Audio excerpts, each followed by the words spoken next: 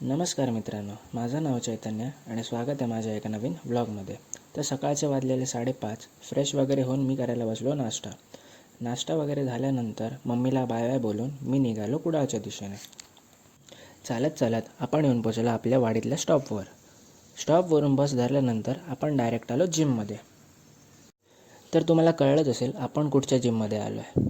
तर फ्लेक्स जिममध्ये येऊन थोडं फ्लेक्स करत आपण सुरुवात केली आपल्या वर्कआउटला. तर आज होता माझा शोल्डर डे. जिममध्ये गर्दी जास्त असल्यामुळे जास्त शूट करता आलं नाही. तर शोल्डरच्या तगड्या वर्कआउटनंतर आपण बसलो आपला प्रोटीन इंटेक कंप्लीट करायला.